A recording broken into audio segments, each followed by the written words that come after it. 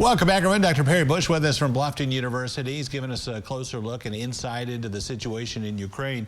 You know, we hear so much kind of the propaganda of Vladimir Putin over the last couple of weeks about his motivations for going in. You know, at one point it was to protect the two separatist nations and the people there that were under threat. And they also talked about, at one point, even a diplomat talking about Nazis and wiping that out. Give us a sense, does this just go back years that he's still angry about the sovereignty of Ukraine? Yeah, I mean, at one point he said that the collapse of the Soviet Union, Jeff, was the greatest catastrophe of the 20th century. I mean, you know, over the Hiroshima and the, Holocaust, that was, was the collapse of the Soviet Union. So, he's clearly out to revivify and recapture the glories of the Soviet Union and its far reaches of its global empire. And the fact that Ukraine, since the overthrow of its Russian allied president, Yanukovych, in 2013, those big protests in the Maidan, this nonviolent democratic revolution that tossed him out, Putin has been trying to recapture Ukraine and pull it back into its orbit. And at the same time, it's been moving ever more closely towards the West. And that's especially accelerated since Putin sent his army to capture Crimea, Ukraine's Black Sea coast, in 2014. Ukrainians themselves have become much more, Ukrainian nationalism has swept the country since that, and Ukraine is moving ever more closely towards the West. I mean, the official pretext for Putin's invasion is he doesn't want Ukraine to join NATO, and there was no chance of that happening in the near future at all. But the United States would not say this could never happen. Ukraine is an independent country. It's got sovereignty. It's got a right to do what it wants. That was not really, going to happen. But the fact that Putin is using that, he's got to, as he sees, protect his western border. And really, it's clear he's going to pull Ukraine back into his orbit. Now, very forcefully and brutally, as we're witnessing today, I mean, the greatest land war in Europe since 1945. And the amount of human suffering that's going to emanate from this and is already happening is going to be incalculable. It's a horrible thing. In fact, what he's succeeded in doing, Putin, is uniting most of the rest of the world against him. What did I hear? I mean, who's he got in his corner? He's got China appears to be not condemning him, and the military junta leaders of Myanmar. Outside of that, I mean, you write down the line, nations all across the world are lining up in condemnation against this open act of aggression.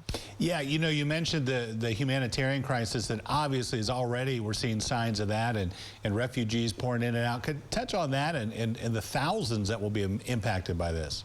Well, I'm sure viewers watched yesterday, if they watched the news at all, the photos of the traffic jams heading west from Kyiv, the Ukrainian capital. And border crossings are going to be packed. Well, the United States has sent the 82nd Airborne to open massive refugee centers in eastern Poland, right, along with much of the European aid community, assuming that we'll see what the estimates are, hundreds of thousands of Ukrainian refugees flooding into the West if Putin consolidates his rule. They don't want to live in Putin's Russia.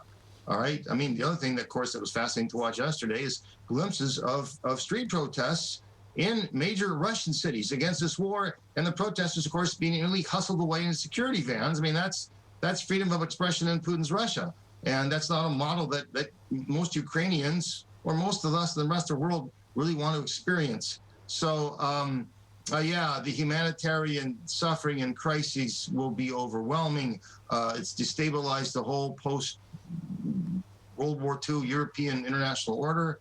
And in fact, Jeff, it feels to us, I don't know about you, but it feels to me that all of a sudden I've gone back in time to my childhood in which, we lived at the height of the Cold War. I mean, this just feels all of a sudden overnight, that's what we've re-entered. It's eerie. It is mind-boggling. The sanctions themselves, I think the EU and NATO has been limited to economic sanctions against them. I think a lot of people are wondering why militarily isn't anyone involved. Talk about that, the fact that Ukraine's not a NATO country and that role in it. Well, Ukraine is not a NATO country because, for a variety of reasons, it didn't push it. You knew that pushing it might evoke this kind of reaction from Russia. The West didn't push it, but a lot of the countries around Ukraine are NATO signatories now, including the Baltic states and Poland, Romania, right? And they've already evoked Article 5 of NATO, saying if you attack us, you attack the whole NATO alliance. So the reason America and no one else is sending troops to help Ukraine is they don't want world war with Russia, right? And a nuclear armed power. And it's scary the degree to which Putin is now evoking those feelings and not holding back from triggering our nuclear fears. What did he say yesterday? He said that really behind all this is America and its, quote, empire of lies. I'm quoting him.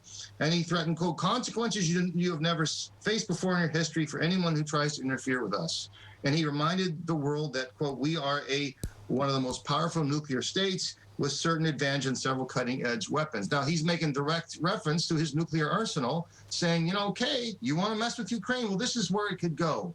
And so all of a sudden, the nuclear nightmares that most of us have managed to put asleep in our back of our minds for the past number of decades, there they are retouched again. I don't think we're in any danger of World War III, but if the Western states, the Western alliance, NATO, were to send troops in to help the Ukrainian people who are going to be fighting apparently now in the streets, then there would be that profound risk of a direct war with Russia, which is something that nobody wants. Yeah, it makes you nervous. It's maddening. You have a helpless feeling, but we'll see how it plays out. I'm sure we'll be talking about it more. Dr. Bush, thank you so much. Appreciate it. Always good to be with you, Jeff. Be safe on those roads. All right, nice chatting with you. We'll be back right after this.